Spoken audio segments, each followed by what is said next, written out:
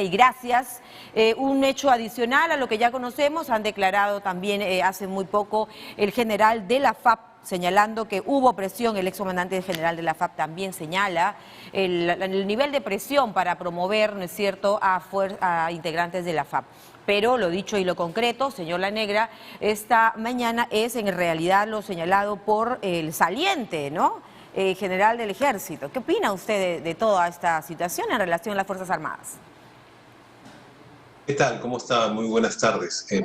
La regulación de los ascensos en las Fuerzas Armadas es un tema que tiene pues una normativa muy detallada. Es decir, no es un proceso simple, es un proceso con varias etapas, de las cuales pues esta etapa en la cual se presentan las propuestas del presidente es prácticamente la última, ¿no?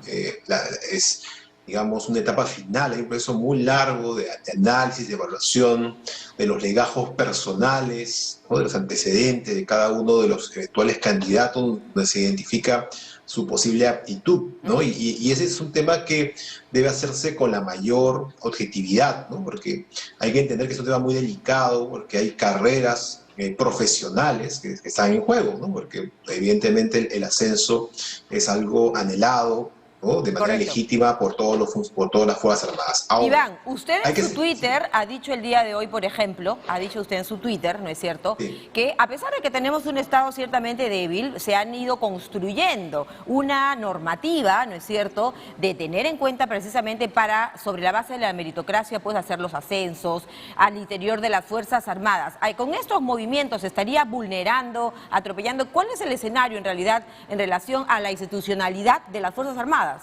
Sí, hay que entender ahí dos cosas, ¿no? Primero, que hay una etapa en la cual, como dije, eso es muy importante señalarlo, ¿no? Hay un proceso ordenado, muy reglado, pero luego hay una etapa en la cual ya es una decisión del presidente. O sea, frente a las opciones que se le presentan, el presidente ahí tiene la posibilidad de decidir cuál es, ¿no?, la mejor opción. Entonces hay un nivel ya de discrecionalidad.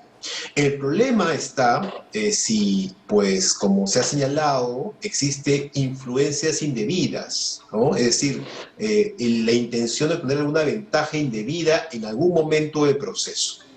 Entonces, lo que toca aquí es que la autoridad responsable, y estoy de acuerdo con lo que ha señalado, de que el ministro de Defensa es el responsable político y además el líder, digamos, del sector, quien debería dar cuenta muy detallada de todo esto que ha ocurrido. Porque es ahí donde pueden haber eventualmente responsabilidades, y también a partir de esa declaración identificar si hay otros actores que pudieran haber intentado influir de manera indebida en ese proceso. Correcto. ¿Está usted coincidiendo, por lo tanto, con lo que ha dicho el general Montoya desde el Congreso, que el responsable del proceso, o en realidad de la Fuerza Armada, es el ministro de Defensa? Por cierto, que han dicho que se le interpelaría y que sería citado. Sugiere él que se le cite a ética.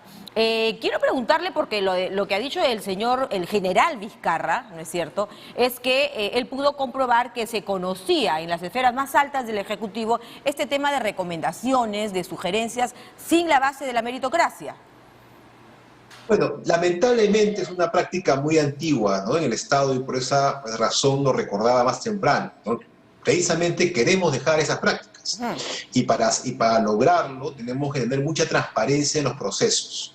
Como digo, siempre es inevitable algún nivel de discrecionalidad, pero tiene que hacerse sobre la base de un fundamento meritocrático, objetivo y muy respetuoso de las carreras de los profesionales de las Fuerzas Armadas. Sin embargo, quiero acotarle ahí que el propio señor Ayala, el ministro de Defensa, ha dicho algo que también no escapa a la verdad, y es que es prerrogativa del presidente de la República, dado que es el jefe supremo de las Fuerzas Armadas, es el presidente de la República, y que se guarda pues naturalmente esa prerrogativa de tener la decisión en los ascensos y en las Fuerzas Armadas. A esa respuesta del ministro de Defensa, ¿qué opina usted? Bueno, es lo que acabo de señalar, es decir, siempre hay un nivel de discrecionalidad, siempre. Y eso es algo que no está en cuestión. Lo que ocurre es que estas reglas que regulan, por ejemplo, los ascensos, buscan que esa discrecionalidad no sea arbitrariedad. Es decir, que la discreción del presidente, que efectivamente existe, se haga sobre la base de un proceso previo, ¿no? Objetivo, técnico, que le dé pues garantías a todos los involucrados de que se van a tomar buenas decisiones. Perfecto. Desde el Congreso, desde las voces en el Parlamento, la presidenta del Congreso, por ejemplo, pide respeto, ¿no?, a la institucionalidad de nuestras Fuerzas Armadas, que no se debería vulnerar, y otros también se han sumado, por ejemplo, al pedido de que debiera dar un paso al costado el ministro de Defensa. ¿Qué debe pasar ahora? ¿Debe haber algún proceso correctivo? ¿Cuál es su mirada?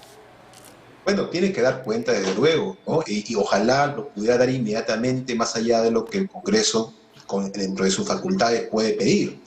La interpelación precisamente es para ello, ¿no? Si hay elementos que llevan al Congreso a determinar que hay información que debe dar cuenta, pues ese es el mecanismo para poder lograr ese objetivo, Ajá. ¿no? Claro, ¿y qué mensaje se le da finalmente a la ciudadanía, al país? Acaba de otorgársele la confianza al gabinete de Mirta Vázquez. Ahora se espera, digamos, que las cosas caminen de manera consensuada, Congreso, Ejecutivo, no sé si es posible. ¿Qué se está dando a entender con este tipo de información que se deja conocer? Bueno, hay desde luego una situación que hemos visto desde el inicio del gobierno, ¿no? Situaciones en las cuales pues, la falta de comunicación clara en algunos casos, o quizá el desconocimiento sobre la normativa en otros, o la sobrevivencia de ciertas prácticas, como hemos señalado, ¿no? Esas prácticas del patrimonialismo, por ejemplo, son temas muy antiguos en el Perú, pues a veces sobreviven y si no se toman decisiones inmediatas para evitar que esos temas escalen, pueden haber problemas. Lo mejor para el gobierno es rápidamente pues, tener una respuesta sobre esta materia. Muy bien, muchísimas gracias, Iván La Negra, muy amable por este diálogo con la edición Mediodía de TV Perú.